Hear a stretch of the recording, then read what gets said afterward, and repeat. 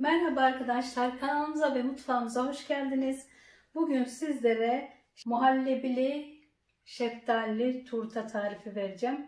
Öncelikle malzemelerimiz, hamur malzemelerimiz 2,5 su bardağı unumuz var. 1 tatlı kaşığı kabartma tozu, 1 tatlı kaşığı vanilya, 200 gram tereyağı, 1 adet yumurta, 5 yemek kaşığı şekerimiz var.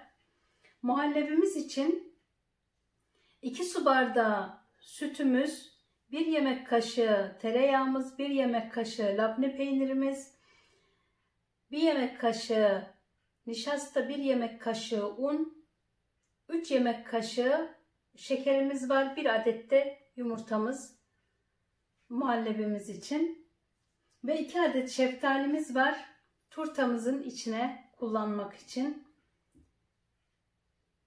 Şimdi geçelim yapım aşamasına. Unumuzu alıyoruz. 2 su bardağı unumuzu.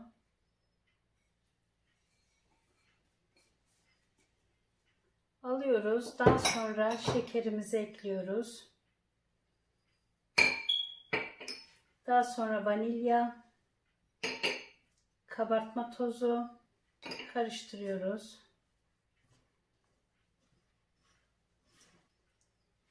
Yağımızı ekliyoruz. Önceden yumuşatmış olduğumuz yağımızı unumuza yediriyoruz.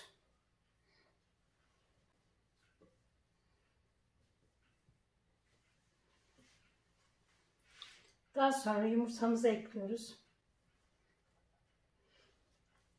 1,5'unu bu şekilde doğradık elma dilimi ve yarımdan bir miktar daha az olanını da hamurumuzun üzerine rendeliyoruz.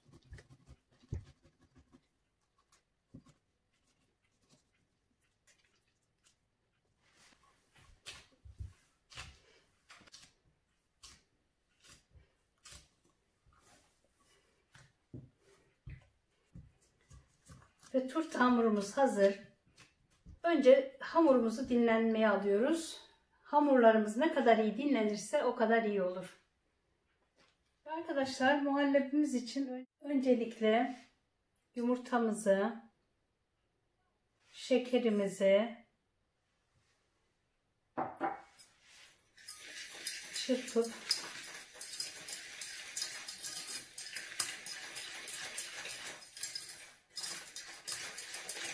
daha sonra da unlarımızı ekliyoruz.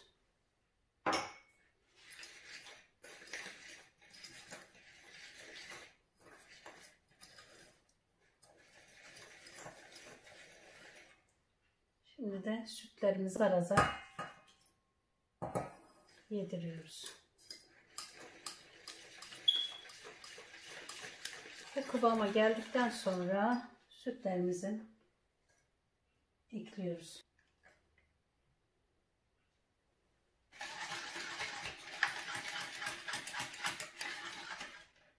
Bu şekilde bunu kaynatacağız. Ve muhallebimizi kaynatıyoruz.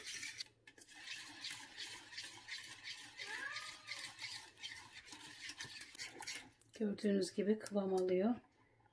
Şimdi kaynayacak. Ama durmadan karıştırıyoruz.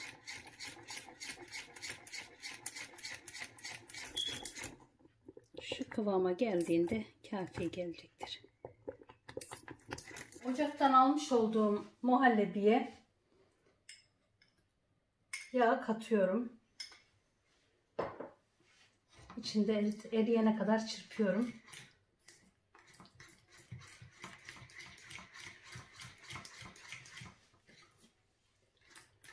Ardından bu şekilde ben ceviz bırakmayı tercih ettim içine. Dişe gelecek şekilde ceviz doğruyorum. İsteğe bağlı, bırakmayabilirsiniz. İyice karıştırıyoruz. Ardından labne peynirimizi ekleyip hızlıca çırpıyoruz.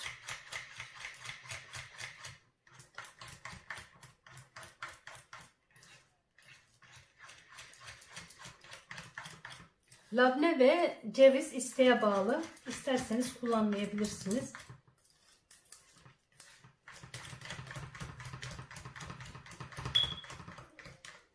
iyice yediriyoruz. Ve muhallebimizi arada bir, üzeri kabuk bağlamasın diye arada bir karıştırarak soğutuyoruz.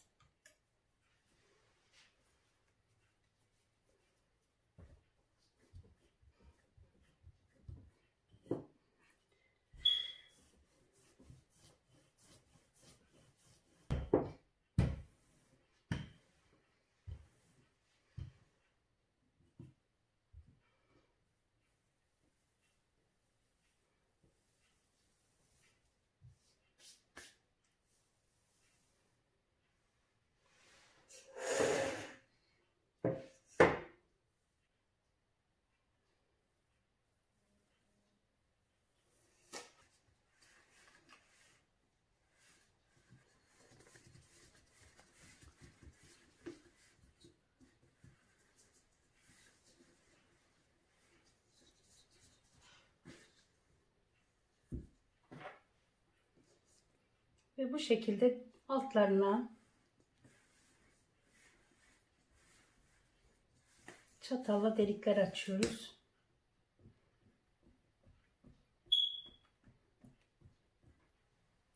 Bir miktar un atıyoruz.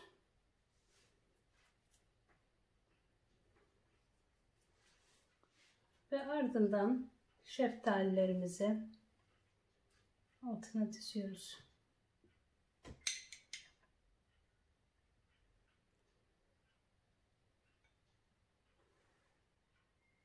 Ve bir miktar un atıyoruz üzerine. Ardından muhallebimizi döküyoruz.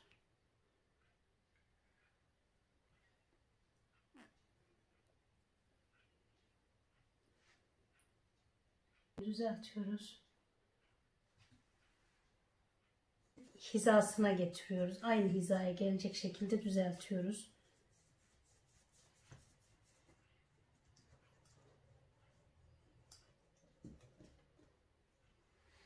Bu şekilde hazırlıyoruz.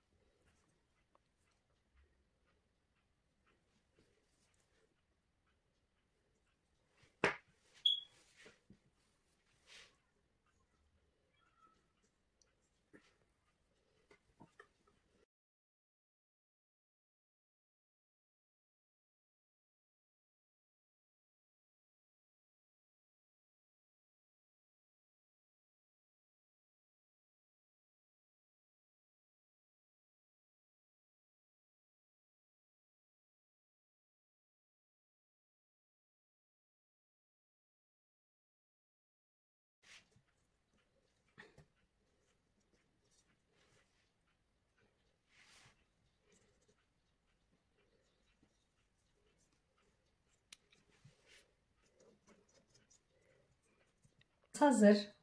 Bu şekilde de kenar yaptık. Kalıbımızın çapı 26. Bu şekilde yaptık. Şimdi de fırına göndereceğiz.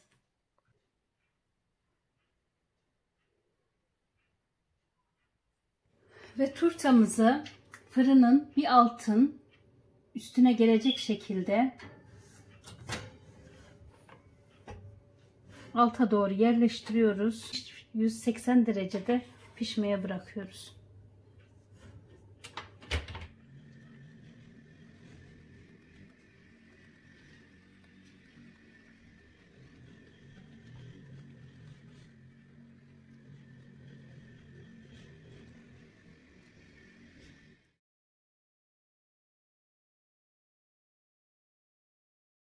Ve arkadaşlar turtamız hazır. Muhallebili şeftalili turtamız.